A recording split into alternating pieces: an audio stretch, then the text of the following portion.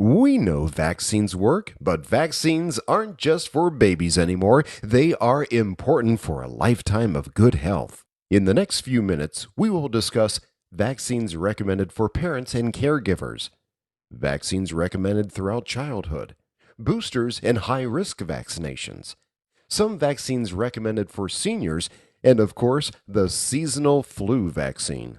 While vaccines are important for all of us, they are especially important for parents.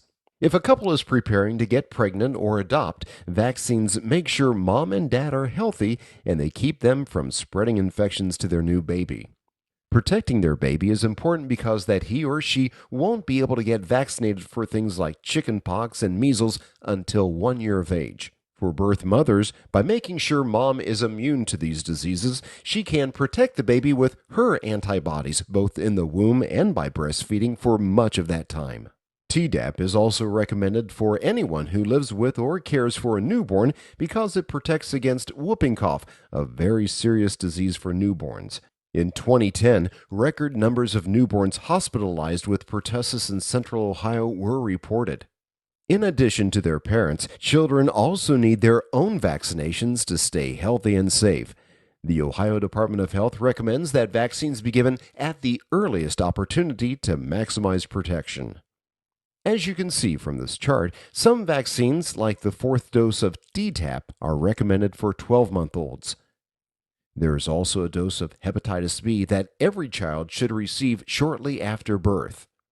It's important to familiarize yourself with this vaccination schedule, even if you do not regularly administer childhood vaccinations. The need for immunizations also continues as a child gets older. Tdap, MC meningitis, and HPV are 3 vaccines the Centers for Disease Control and Prevention now recommends for every child who turns 11 years of age.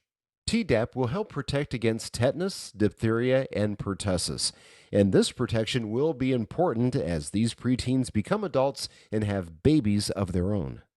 Meningococcal meningitis has a peak in the late teenage years, often appearing in college dormitories. And the human papillomavirus vaccine also can protect kids from specific strains of HPV as long as it's given before they get exposed to the virus. It's important to note that some teens will not have received all of their childhood vaccines, and they might need to catch up on some vaccines such as chickenpox and hepatitis. Young adults may also need to get the preteen vaccines on a catch-up basis since some vaccines were not available when they were children. Booster shots are recommended by the Centers for Disease Control and Prevention on the basis of risk. First, everyone is at risk for tetanus because it's an environmental germ, so it is a good idea to ask your adult patients if they have received their tetanus booster. There is a good chance they are due for one. The pneumococcal vaccine, PCV, is usually recommended for people over the age of 65, but high-risk groups like smokers and people with asthma may need it sooner. On the other hand, Hib is usually given to children between the ages of 6 weeks and 5 years. It's also given to adults with decreased immunity due to spleen loss, HIV, or cancer treatment.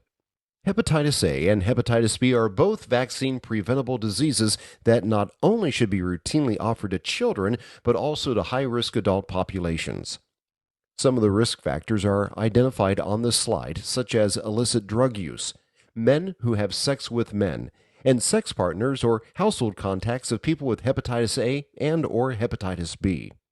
You can find additional risk factors and information on the Centers for Disease Control and Prevention's website, www.cdc.gov.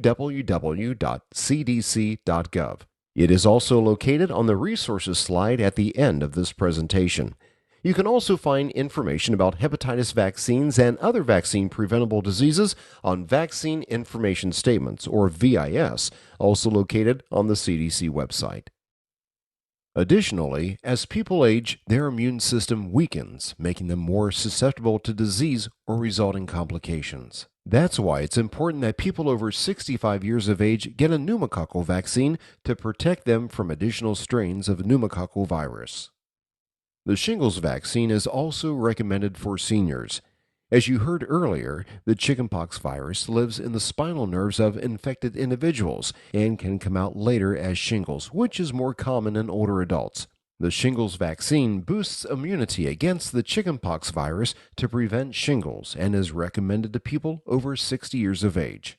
Older people are also more susceptible to complications from influenza, such as pneumonia, so flu vaccinations become even more important as we age. Seasonal flu vaccinations are very important too. Flu vaccinations should be given yearly to babies over 6 months of age, and 2 vaccinations should be given the first year if the child is less than 9 years old. By age 9, a child has lived through enough flu seasons that their immune system will provide protection after just one flu vaccination, even if it's their first time getting the vaccine. Each spring, the Advisory Committee on Immunization Practices approves the 3 strains of flu, which will be fast-tracked for production in the fall. Fast-tracking means the recipe for the flu vaccine remains essentially the same each year, with only the particular strains of flu germs changing. And this is interesting because the media made a big deal out of the fact that the H1N1 vaccine in 2009 was approved by the fast-track process. In reality, though, this is the same way it's done every year. It's important to remember that flu shots are not just important to the people who receive them. Many people who catch the flu have very mild or no symptoms, but they can still spread the infection. Even if the flu doesn't normally make you sick, by getting a flu vaccine, you can break the chain of transmission and keep from spreading it to frail and vulnerable members of your community. Sometimes this is referred to as herd immunity. Herd immunity refers to the fact that if a person is immunized against infection, they can't spread it to more vulnerable people. The vulnerable people are protected by other immune individuals. In this picture, the man on the left is sick from a vaccine-preventable disease. The man in the middle has been immunized against this disease and is therefore unable to get it and pass it on to the child or senior. Additionally, when a new baby goes home from the hospital, parents are encouraged to get their flu and pertussis vaccines, as mentioned earlier. Pediatricians call this protection cocooning. Cocooning protects babies who are too young to get flu vaccines because by immunizing the people who hold and touch the baby, you keep the baby safe from getting exposed.